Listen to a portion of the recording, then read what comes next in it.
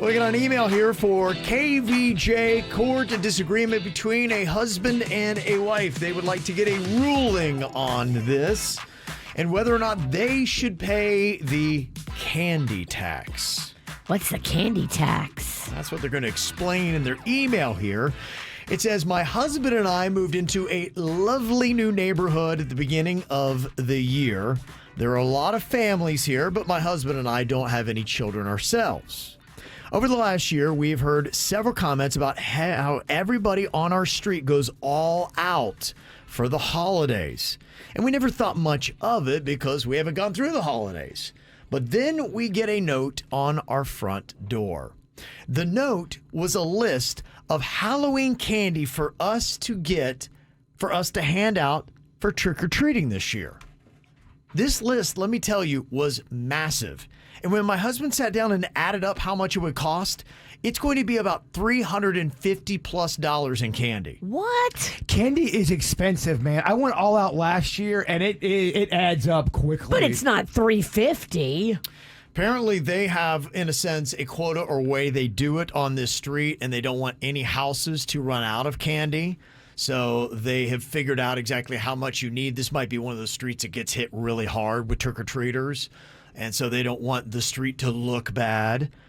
So my husband went and he talked to our neighbor, and he said, yeah, they've been doing this at least since he's moved here about 10 years ago. And there's one person on our block who is in charge of doing the candy list for each family. And I guess the thought is that everybody will have enough candy, and there will also be some different varieties for the trick-or-treaters so we don't get the same stuff. All right. This is too controlling. These people are insane. These people are insane. Our neighbor says that he's just gone along with it every single year just to keep the peace. But my husband says, look, we are not participating, and we're just not going to decorate our house in Halloween. We're not going to turn on our porch light. We'll just have people leave us alone. But I don't want to make enemies in our first year on the block. To me, it is a small price to pay just to fit in. What would you do? Where do they live on? Annoying Boulevard? $350 in candy is quite excessive. No, first of all, this is stupid. Second of all, and you're talking to a guy who loves Halloween, you get your own candy and you do your own thing. Nobody dictates what everyone does on Halloween. This is stupid. Does it say what town this is in? Probably the Heights. You know, Jupiter. The Heights are cool, though. The Heights wouldn't be giving you, like, a list for $350. You live in the Heights? I've been in the Heights. I trick-or-treated in the Heights. I'd Christmased in the Heights. I've been in the Heights, bruh. I take my statement back. That is definitely a neighborhood that takes their holiday seriously. They do, and they do it right, and they do it beautiful, but not everybody participates, and that's okay.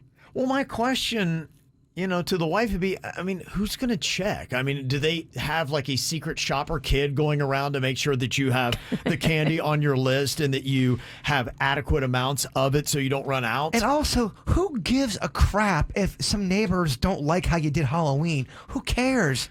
Who gives a crap? Yeah. Neighbors are not going to like it sometimes. We've all had neighbor drama. That's the way life goes sometimes. This wife is worried about fitting in, and she doesn't want to be that house or the people that aren't playing nice or they're not participating. They're not part of the crew. She wants to fit in, and so she's like, it's $350. What's a big deal? Well, with that kind of candy, they all need to be worried about fitting into their clothes. That's a lot of candy. A lot That's of candy. excessive. If every house spends $350, that is, what do you have? Like buses being dropped off with like 50, 60 kids coming in packs at a time? Like a normal neighborhood would not need that amount of candy. This isn't a normal neighborhood.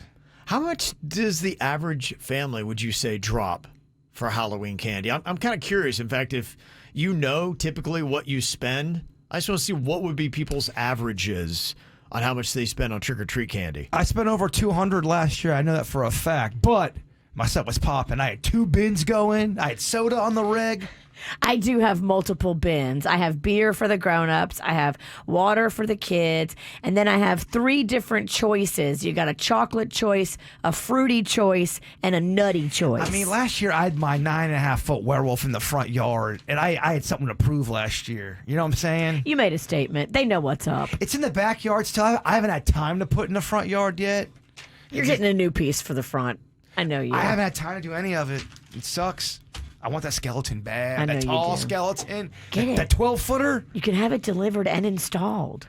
Yeah, it's real cheap, Kev. It's only $7,000. Right. Halloween is, it seems like Halloween's getting a little bit more and more expensive. By the time you're talking candy and costumes and now the elaborate decorations you can get at Home Depot. Have you noticed that all of a sudden there's been this explosion of these 9, 10, 15-foot monsters now? Well, you started it with the werewolf. You only have yourself to blame. I just feel like it's becoming a regular thing now. I'm seeing a lot of tall pieces in yards these days. You started talking about Bigfoot, then Bigfoot became a thing. Boom. You started talking about aliens, then aliens became a thing. Trendsetter. Then you got the 9.5-foot werewolf, and now look what's happened. I mean, Yep.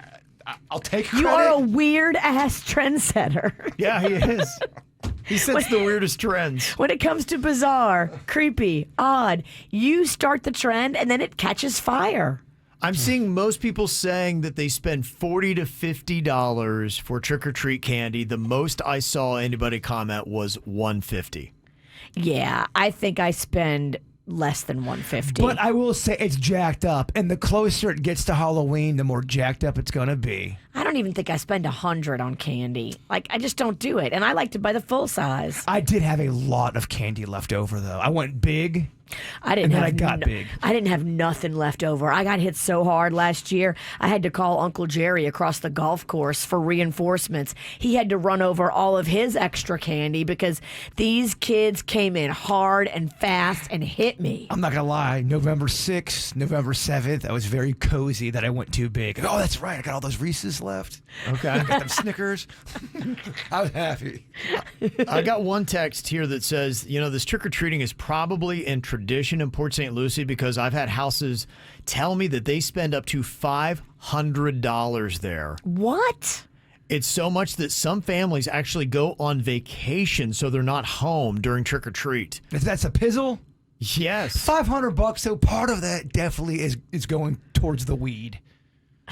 You can't give out weed. No, it's for the pets. No, they're not giving it out. They're smoking it.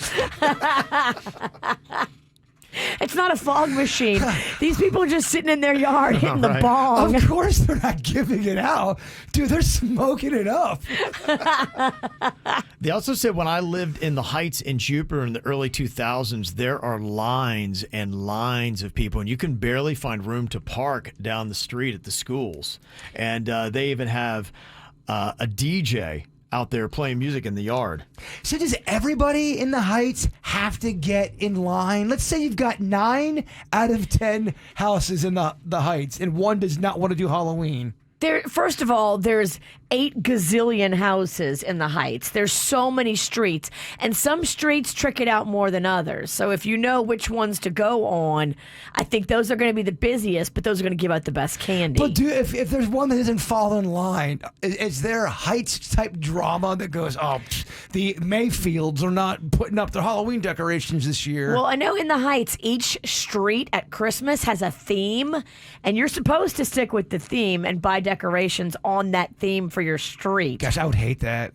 I would hate having people telling me what to do for my house. Yeah. That's why I didn't want to do an HOA. But then it's cute when you drive down the street and, one year everybody had these flamingos, Christmas flamingos on the whole entire street. And that was kind of cute. I love decorating. Just don't get all HOA on me. You got to do 9 flamingos. Another person texted in, they said, in Port St. Lucie, kids are bussed into our neighborhood. I will spend about $180 for about 400 kids. They bus kids in for trick-or-treating. Yeah, I've seen that in some neighborhoods because there are just other neighborhoods. There's nothing. It is a candy... It's a drought. Desert. Yeah. Yeah. There's nothing. Kevin's neighborhood, yours is kind of a Right. droughty. It is. There's nothing going on. Yeah, neighborhood. we've done that before with Cannon when he would do trick or treating. We would go to other neighborhoods because there just nobody would do it. I got people coming to mine because their neighborhood is droughty. Mine pops off. I lived by Kevin, and I think there was 3 years in a row I didn't get one trick-or-treater. Yeah. and I you know. brought all that candy. So much. That's why I went so big when I got my house, because I legit had people. I had the wolf going. There's people there in an audience. You got to bring candy. Would you say you got more or less trick or treaters than you expected? Way more. I got. again, I think the wolf helped. It didn't hurt. But I got a ton last year. Okay. A ton. Good. That makes it so fun. It did.